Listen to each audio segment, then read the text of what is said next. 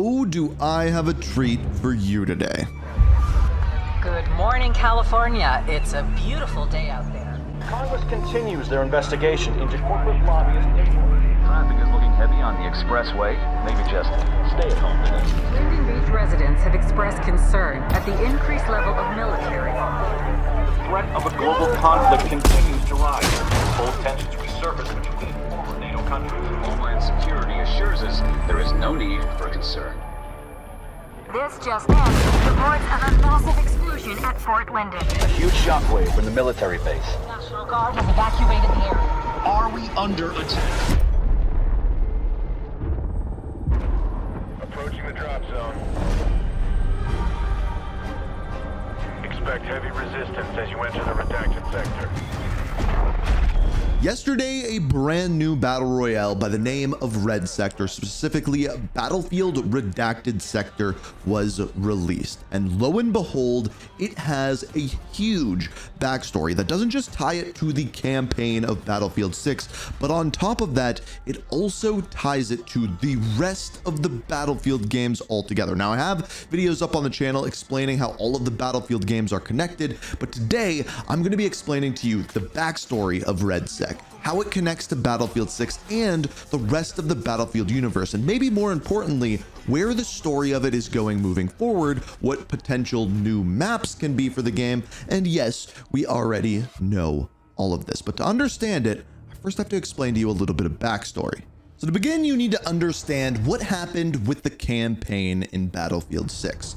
So lo and behold, we play as a group by the name of Dagger 1-3, and currently in the world, NATO is shutting down, the European Union is falling apart, and natural disasters are beginning across the world. And as they do, a group known as Pax Armada has started to take over. So in the year 2027, a group of NATO soldiers is stationed in Georgia. They are protecting servers there that are housing something known as Project Velis, which is a technology that can be used to mask the movement of soldiers. Now, as they are pulled out of here and replaced with Pax Armada, they go to remove the servers, but as they do, they are attacked by Pax Armada, trying to take over the area. But luckily, thanks to a soldier by the name of Dylan Murphy and his quick thinking, they are able to seemingly bury the servers, protecting them from Pax Armada. Now, it is between this time in 2027 and 2028 where Pax Armada starts to take over, attacking several areas around the world. And now it's essentially NATO versus Pax Armada, and they are led by someone by the name of Kincaid. No fucking way. What are we looking at? Now on Gibraltar, we end up finding that this person by the name of Alexander Kincaid is kind of leading the Pax Armada forces in several areas around the world. And in fact, we see him and just how brutal he is for the first time here. But lo and behold, the leader of Dagger 1-3, the squad that we play on in Battlefield 6, has some history with him. About Kincaid. What's the deal? You looked like you'd seen a ghost. You heard of Farouk al-Bashir? Henry Blackburn? Yeah, there's a whole module on it at the academy. Yeah, well, I was part of that operation. JSOC, the plausible deniability kind. So Henry Blackburn was the main character in Battlefield 3. Now in Battlefield 3, you go into the Middle East, specifically in Iran, because there's a group known as the PLR who is run by al-Bashir, as well as a character by the name of Solomon, and the entire plot of Battlefield 3 is shutting that down. Well, lo and behold, at that same time, Has Carter was there working alongside Alexander Kincaid, and Kincaid's SAS crew was somehow left behind, and Kincaid went back for them, and Has Carter left them behind. Well, lo and behold, eventually, Kincaid gets a little bit of revenge for that, or I guess a lot of revenge. Must be a relief, huh? The brass showering you with honor and valor, while deep down, you know this is what you really deserve. Those fuckers laughed when they threw acid over me. You know what it's like to smell your own face being eaten away. The man you left behind goes on. That's justice. Burn, Brooklyn. For justice. For a future. Because there's only one way to matter in this world, and that's not to serve. It's to make yourself too big to ignore.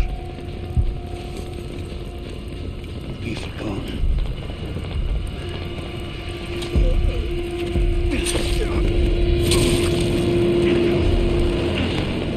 I say again, additional gunshots heard. Spread out. Commander Kincaid, we've got exfil standing by. So Kincaid ends up getting revenge on Has Carter for leaving him behind back in the Middle East. But lo and behold, at this point, Kincaid has become a leader, one of the commanders of Pax Armada. The question is, how exactly did that happen? Well, as it turns out, it was a little bit of an inside job, actually brought out by the CIA. Ask her why she wants me dead so bad. You're here to clean up her loose ends. Trying to get in your head. Same as Carter. I'm her recruit. All this time, Pax had the backing of the CIA, you dumb fuck. Pax Armada was created by the CIA to kind of create a big bad that we would then have to go and stop, uniting the world and bringing NATO closer together than ever before. But it backfired when the person that they put in as a commander role, Kincaid, was an extremist and started attacks across the world. Now, one of these attacks brought forth by Pax Armada took place in New York. It's actually two of the missions within the Battlefield 6 campaign. Now, after this attack on New York, it caused a lot of fear within the American people. And lo and behold, after that happened, so did this. First, it was the East Coast. Now, it's the West. Attacks seem to be spreading across Southern California. Scenes of chaos as fighting moves through the streets. Is this connected to the explosion? Coordinated attacks by Pax Armada. Now, on the other side of America, in California, something else is going on. There's a military fort there by the name of Fort Linden. And on a bright and sunny day, as people are passing through the area, something tragic happens. This just in. Reports of a massive explosion at Fort Linden. A huge shockwave from the military base. National Guard has evacuated the area. Are we under attack? A massive explosion goes off in Fort Linden. People don't know what it is or what caused it, but now there's this quite literal massive firestorm going on, and Pax Armada soldiers are moving in. The question is, why? Fort Linden is up for grabs. There are more secrets there than Groom Lake. If any of it falls into the wrong hands, it'll be catastrophic. I'm not gonna let that happen. So they say that within this military base known as Fort Linden, there are more secrets than Groom Lake, aka Area 51. And it seems as though Pax Armada is coming for it. But why and where did this insane firestorm that is going on in California come from? Or how did it start? Or why is it happening? Well, we have answers to all of that. So it begins here after the wars of 2020, aka the war from Battlefield 4, where the United States government finds papers on something called the Solus Project, a project from World War II that created a giant ring of fire in a set area. Now, this project was never really understood. However, the American government wants to harness it. So they hire a company by the name of Walker Senex, who is housed in California in Fort Linden, to do some research, and they end up finding out about something called a nano explosive compound, or NXC. Now, you may recognize that exact term. The NXC at Bravo is fully mixed. If Delta's the same, you'll have to pierce the casing. Understood. You know what that might mean. We know.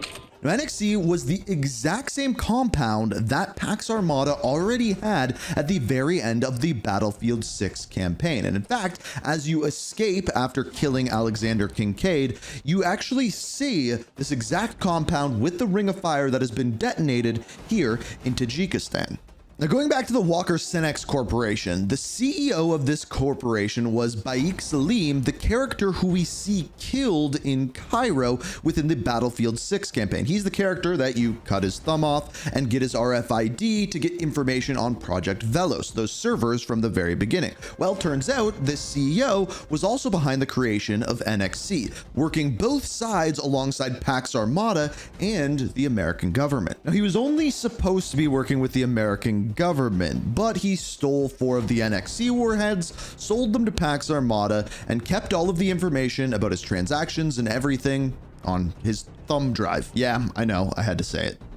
So after what happens in Tajikistan, and after Dagger 1-3 puts an end to the Pax Armada's plans and warheads that they have with the NXC in them, they are falling apart. They have lost one of their commanders, that being Alexander Kincaid, and they're losing the war. So they need to do something big. So they launch an invasion in California and attack Fort Lyndon to get their hands on that sweet NXC technology, specifically to steal some warheads. And when they do, they are bringing them out underground when the explosion goes off. This is the giant crater you see in the middle of the map, known as the epicenter. This is where this went off. It also caused a 9.1 magnitude earthquake. Now, just like in Tajikistan, when these kind of warheads exploded on ground level, it goes off and causes this giant ring of fire around the area that it goes off. That's what the NXC actually does. Now, after this happens, the National Guard comes in and they go and they extract the civilians throughout the area. However, at the same time, Pax Armada forces are there trying to get intel from Fort Lyndon out of the area. At the same time, NATO forces are getting sent in to, number one, stop the Pax Armada forces, but also get the same sort of information from Fort Lyndon as well, and then extract. But here's the thing, we actually kind of know what happened, because there's this little known thing called the Codex in Battlefield 2042. It goes over the history of the Battlefield universe starting in like the 2020s, moving forward all the way up until 2042. And lo and behold, we find out that Pax Armada are actually able to escape this region with NXC, and they reverse engineer it and create NXC-2, which then in the year 2028, they release in the Baltic, somewhere near Estonia, which leads us to believe that likely that could be where the next Redsec map actually takes place. However, it is also found out through the Codex that when they make NXC-2, it is far more combustible and far more dangerous than the one that we're seeing here in California. And in fact, it is able to spread quickly and naturally like the world's largest forest fire, which between the year 2028 and 2038 spreads all throughout Europe. And in fact, we even see that in a cutscene from Battlefield 2042. All of the forest fires throughout Europe are caused by NXC-2, dispersed by Pax Armada. So truly, they could kind of make this next map anywhere in Europe, but it does start in the Baltics. Now, you may be wondering, as we talked about before, Kincaid was killed at the end of Battlefield 6. So Pax Armada is still around. Yes, they were damaged. However, who is running Pax Armada? It was never really answered within Battlefield 6. Who is the person or people funding Pax Armada? And it's a very good question, and there is currently one theory. And again, it comes from the Codex within 2042. As it turns out, the person running the world's largest PMCs within the 2020s is Henry Blackburn. That is right, the protagonist from Battlefield 3. Now, the thing is as we dive further and further into Redsec, I'm guessing we maybe start to find intel, find information throughout the maps. Maybe they introduce some Easter eggs and give us more information on Pax Armada, maybe Walker Senex, and things like that as we move forward. And of course, as we do, I will continue to cover this story. So if you enjoyed the story of Redsec, I'd appreciate it if you hit the like button, subscribe, turn notifications on, and until next time, peace.